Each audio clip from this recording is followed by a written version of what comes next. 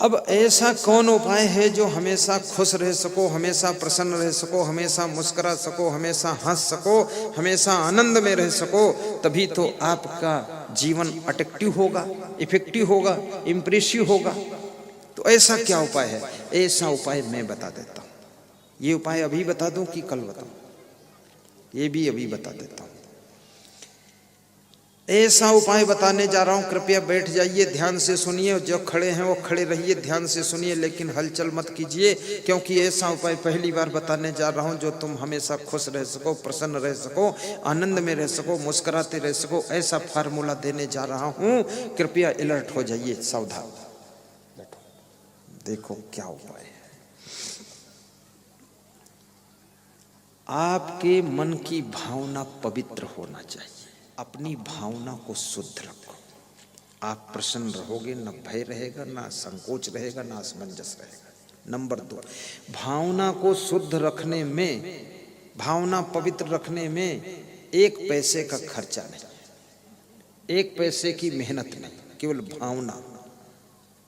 जैसे लोग कहते ना कि मेरी आपके प्रति बहुत बड़ी भावना है, सीने पर हाथ रखते हैं, तो इसमें खर्चा क्या हुआ उसका? कुछ नहीं। लेकिन जिसकी भावना अच्छी है वह व्यक्ति हमेशा खुश रहता है। और जिस व्यक्ति का खान पान अच्छा है, जिसका रहन सहन अच्छा है, जिसकी कर्म अच्छे हैं, जिसकी आदतें अच्छी हैं, जिसमें कोई गलत आदत नहीं है, वह व्यक्ति हमेशा खुश रहता है। जो बार बार गलतियां करता है, गलत आदतों में फंसता है, बुरे काम करता है, चोरी करता है, बवाल बनाता है, वो आदमी कभी खुश नहीं रह सकता है। एक लड़का टेंशन में बैठा था, छोटा सा बच्चा था, तो मैंने कहा तू क्यों मुंह ऐठ रहा, तू खुश रहे, तेरे को क्या टेंशन? तो उसके पड़ोस में दूसरा लड़का था, उसने बताया यह किसी के गाड़ी की हवा निकाल कर आया है, इसलिए बैठा है टेंशन। तो मैंने कहा तूने हवा निकाली है? बोले मैंने निकाली है। तो हमने कहा तो फिर टेंशन क्यों? बोले हवा जिसकी निकाली है गाड़ी की वो जान जाएगा तो मुझे मारेगा बहुत, इसलिए टेंशन है। गलत काम करने वाले कभी खुश नहीं रह सकते हैं, गंदी आदतों वाले कभी प्रसन्न नहीं रह सकते हैं, और गलत सोचने वाले, गलत भावना रखने वाले कभी खुश नहीं रह सकते हैं। इसलिए मैं निवेदन करूंगा कभी ऐसा वैसा खान पान ना करना।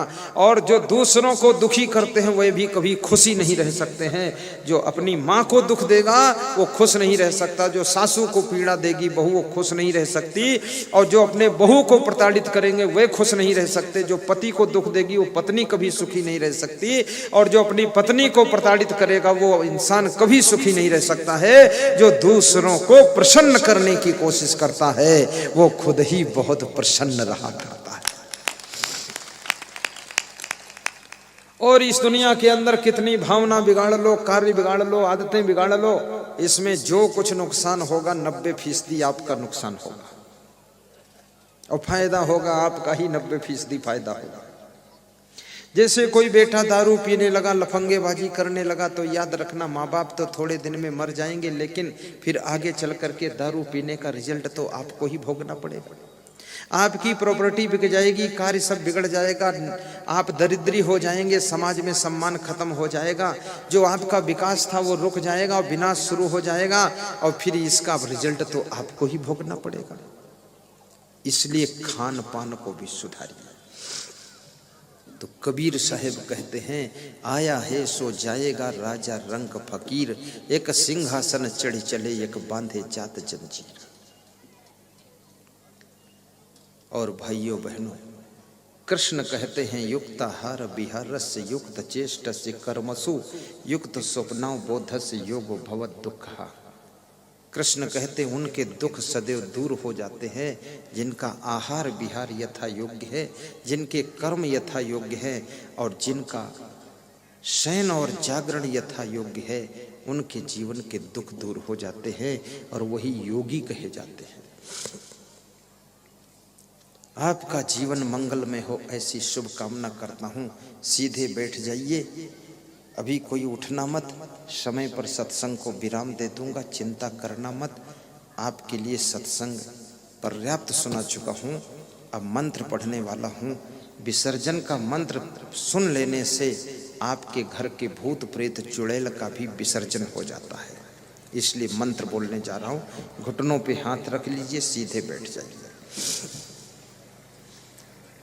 आज एक बात और बता देना चाहता हूँ, जिनका स्वास्थ्य खराब रहता है, गंभीर बीमारियां हैं, जिनको शुगर है, पाइल्स है, जिनके किडनी में पथरी है, जिनके घुटनों में दर्द है, कमर में बेहद दर्द है, आँख में कोई तकलीफ है, सिर्फ एकमात्र सेंटर श्री च्यवन आयुर्वेद की दवाएं, जो कि भारत देश के छठे छठे राज वैद्यों के द्वारा निर्मित की गई हैं, जिसके होलसेलर राजस्थान से आए हुए हैं, और वो दवाएं केवल एक ही काउंटर पर मिलती हैं और कहीं मिलती नहीं हैं। वहाँ से आप स्वास्थ्य के लिए बहुत अच्छी रामबाण घुटना दर्द की दवाएं ले सकते हैं, और विभिन्न दवाएं उनके पास हैं।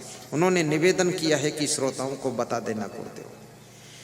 दूसरा, जिनके मन में अशांति रहती है, टेंशन रहती है, चिंता रहती है, वे कृपया सत साहित्य केंद्र यहाँ पर 2 लगे हुए हैं, वहाँ जा कर के आप धार्मिक पुस्तकों को खरीद करके जीने की राह, सुख की खोज, उन्नति कैसे करें, ऐसी ऐसी पुस्तकें, भजनावली, जितने भजन मैं गाता हूँ वह सारे भजन उसमें आपको मिलेंगे।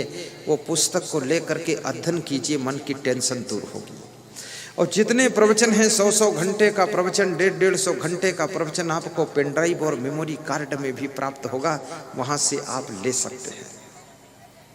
और अपने घर में शांति की स्थापना के लिए साउंड सिस्टम भी लगाइए एक कमरे में, और मधुर मधुर आवाज में प्रवचन सुना कीजिए। मोबाइल के यूट्यूब में भी प्रवचन का आनंद लीजिए। ये सोशल मीडिया का सही प्रयोग कीजिए, और यूट्यूब के प्रवचन को सब्सक्राइब भी कीजिए, ताकि जो नया प्रवचन लोड हो तुम्हारे उसमें पहले पहुंचे और व्यूअर की संख्या बढ़े।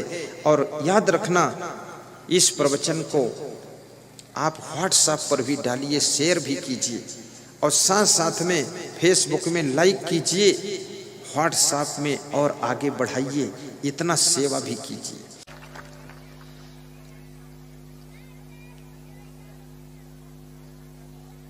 मंदोदरी विचारवान है। जिसको विचारवान पत्नी मिल जाए, उसके घर की 80% समस्याएं खत्म हो जाती है। और जिसका पति भी विचारवान हो, उसके घर की 95% समस्याएं खत्म होती है।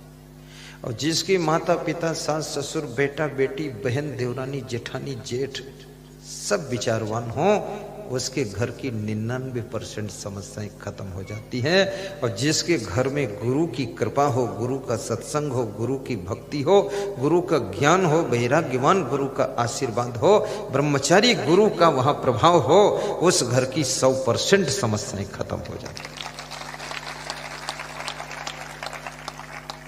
यदि आप विचारवान हैं तो गुरु को कम मेहनत करना पड़ेगा, फिर केवल 1% गुरु रोल दिखाएगा। यदि तुम विचारवान नहीं हो तो गुरु भी बहुत रगड़ी मारेगा, तब कुछ बहाल होगा। बहुत काल रगड़ा पड़े तब कुछ होए बहाल।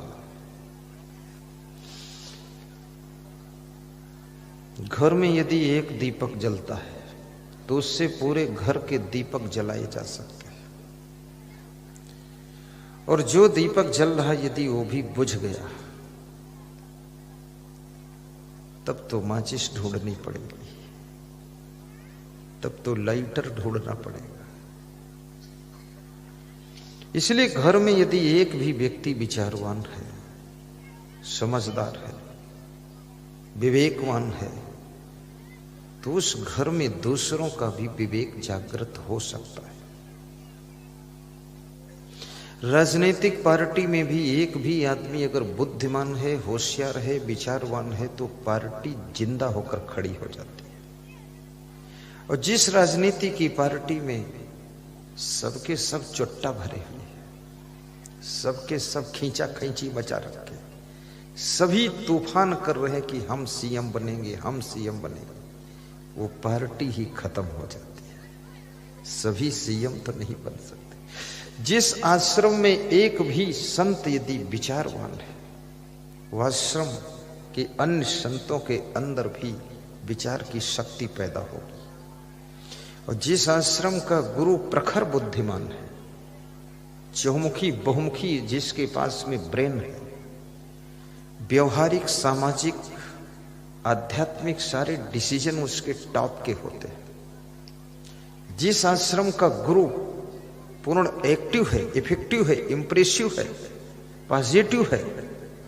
वो आश्रम दुनिया के किसी भी कोने में हो, लेकिन याद रखना उसके द्वारा जला हुआ ज्ञान का दीपक पूरे विश्व को रोशनी देने में सक्षम हो जाता है।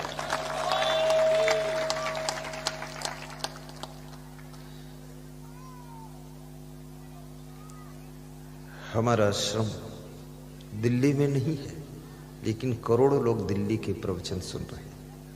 हमारा आश्रम अमेरिका में नहीं, हम गए भी नहीं वहां। हम तो हांगकांग गए, दुबई गए, इंडोनेशिया गए, मलेशिया गए, थाईलैंड गए, मस्कट गए, लंका गए और नेपाल गए। 8। और हिंदुस्तान में तो गए क्या, यहां तो हैं ही हम। लेकिन पाकिस्तान में लोग प्रवचन सुनते हैं और हमारे नाम से प्रोग्राम करते हैं, भंडारा भी करते हैं। मुसलमान भाई बहन भी सुनते हैं। बहुत से मुसलमान भाई बहनों ने गाय भैंसा खाना भी छोड़ दिया, कंठी भी पहन लिया। हमने कहा तुम मुसलमान हो, भैंसा नहीं खाओगे तो कैसे मुसलमान रहोगे? बोले भैंसा तो भैंसा, हम एक मच्छर नहीं मारेंगे, क्योंकि हम न हिंदू हैं न मुसलमान। हम आपके शिष्य बन करके अब हम हैं इंसान, हम मांस मछली नहीं खाएंगे। हरियाणा का एक मुस्लिम भाई आया, गुरु मंत्र लेकर गया और दाढ़ी वाड़ी सब हटा दिया। बोला ये सब खज्जड़ फज्जड़ मैं नहीं रखूंगा। तो मैंने कहा करते कहा? बोले टेलर हूं, आपका शिष्य हूं।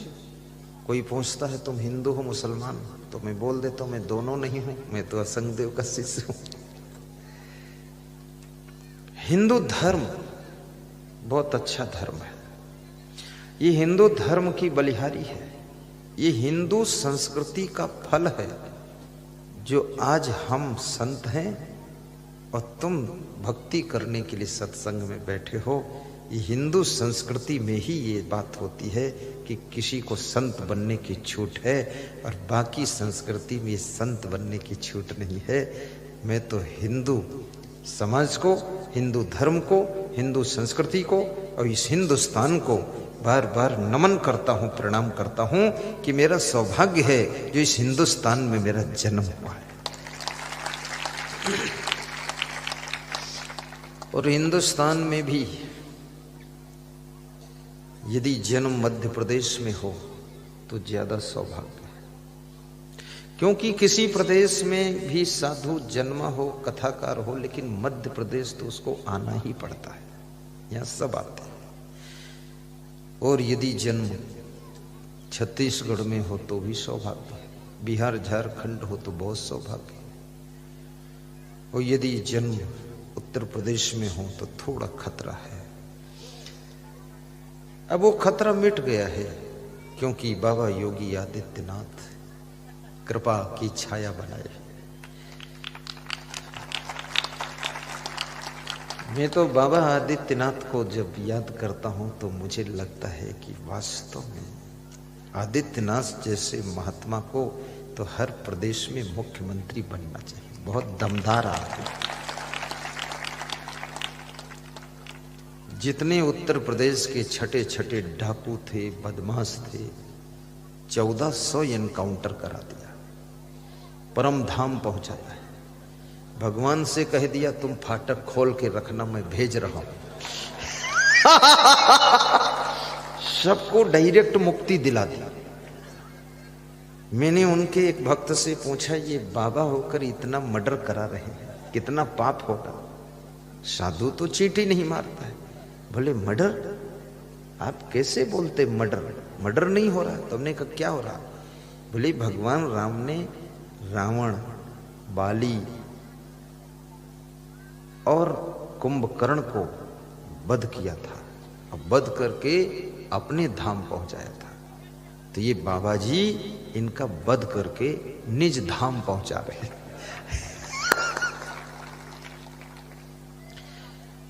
अभी जैसे मध्य प्रदेश में आप निर्भय रहते हैं, ऐसे यूपी में भी निर्भयता आ गई। रात में भी कोई डर नहीं। जब से बाबा जी का शासन है मैंने सुना नहीं कहीं डकैती हो रही है, बिल्कुल साइलेंट, सबको निपटाया है बाबा ने। बाबा जी बुद्धिमान भी बहुत है। राजनीति में भी ऐसे लोगों की आवश्यकता है। मैं निवेदन करूंगा, जिसके अंदर बहुत सी आत्माएं ऐसी बैठी हैं जो कुनमुन कुनमुन कुनमुन कुनमुन सोचती हैं कि मैं भी राजनीति करूं, मैं भी करूं, मैं भी, पर करते नहीं हैं। आपके अंदर यदि ऊर्जा है तो आप इस देश की सेवा के लिए राजनीति भी कर सकते हो, देश की उन्नति के लिए बिजनेस भी कर सकते हो, देश के धर्म को बचाने के लिए आप संत भी बन सकते हो, गौ माता की सेवा के लिए गौ रक्षक भी बन सकते हो। और याद रखना, इस देश को बहुत आगे ले जाने के लिए आप मिलिट्री के जवान बन करके इस देश की सुरक्षा में सीमा पर भी खड़े हो सकते हो। आप में जो सामर्थ्य हो इस देश के लिए करना चाहिए। मेरे अंदर ये सामर्थ्य कि मैं सत्संग करूं तो मैं ये मार्ग पकड़ लिया, इसलिए मैं गृहस्थी में नहीं पड़ा। क्योंकि गृहस्थी में पढ़ने के बाद फिर आदमी बंधन में आ जाता है, फिर वो तो चकई के चकधुम मकई के लावा तिकड़ तिकड़म बवाल चलता रहता है, फिर आफा काफा लाफा जाफा उलझन में हो जाओ। अभी मेरा जीवन पूरा स्वतंत्र है।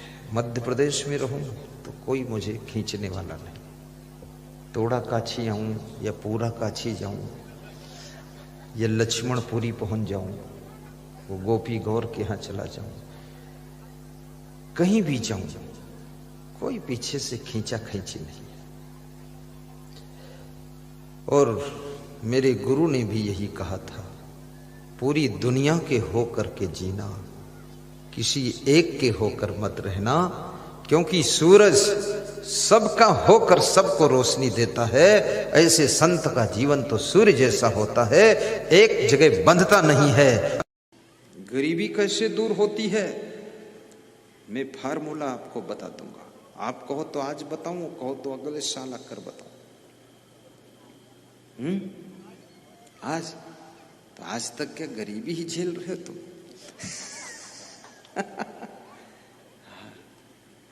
आज ही बता दूंगा।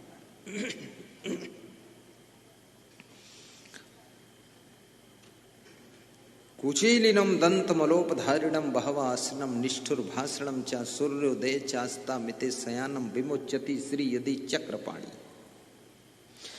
जो लोग चाहते हैं कि घर में गरीबी न रहे, उनको ये 5 काम करना चाहिए। नंबर 1, मैले वस्त्र कभी न पहने, साफ कपड़े पहने। नंबर 2, मैले दांत मत रखें, दांतों को साफ रखें, जब हंसें तो मोती जैसे दांत चमकने लग जाए। नंबर 3, बहुत भोजन न खाएं, आधा पेट खाली रहे, कम भोजन खाएं। भोजन खाने के बाद ये न कहें कि हम बीमार हैं, अब उठ नहीं पाएंगे, कम भोजन करें। भावासनम निष्ठुर भाषणम, और जो चाहते हमारी गरीबी मिटे, वे कभी कठोर न बोले, मीठा बोले, हंसकर बोले, खुश होकर बोले, और ऐसा बोले कि उसमें रसगुल्ला घोले, तो आपकी गरीबी मिट जाएगी। गरीबी मिटाने की बात। और 5वीं चीज, सूर्योदय के समय ना सोएं और सूर्यास्त के समय ना सोएं। ये 2 समय सोने से मनुष्य के बीमारियां आती हैं, शरीर में रोग आता है, और जिससे मनुष्य का स्वास्थ्य अच्छा नहीं रहता है, फिर उसके घर में गरीबी आ जाती है। ये 2 टाइम सोना नहीं चाहिए। जिस समय सूर्य डूब रहा हो, जिस समय सूर्य उग रहा हो, उस समय उठ जाइए। ये 5 बातें याद रखिए। और 3 काम बंद करना पड़ेगा अगर चाहते हो कि गरीबी दूर हो। मूर्खों का आदर मत कीजिए, मूर्खों की संगत मत कीजिए, मूर्खों का सम्मान मत कीजिए, मूर्खों से मिलन मत कीजिए, मूर्खों से रिश्ते मत जोड़िए। और मूर्ख है कौन, इसकी पहचान क्या है? बैठत जाही डाल पर काटत वाही डाल, अब गिरन मरण को गए नहीं, ये मूर्ख की बद संसार। मूर्ख हो, मूर्ख बहन सार संग भेजे, मूर्ख जाए पराई सेजे, मूर्ख बात बाम की कांदे, अब मूर्ख द्विज तीसर फांदे। 29 प्रकार के मूर्ख होते हैं, और सभी मूर्ख बता दूं तो ठीक नहीं, इसमें तुम भी मूर्ख निकल आओगे। इसलिए मैं 4 ही मूर्ख बताता हूं। मूर्ख आदमी अपनी बहन को साले के साथ भेजेगा, मूर्ख आदमी दूसरी स्त्री के सेज पर जाकर सोएगा, मूर्ख आदमी 2 आदमी खड़े बात कर रहे हैं, दोनों बीच में निकल जाएगा, और मूर्ख आदमी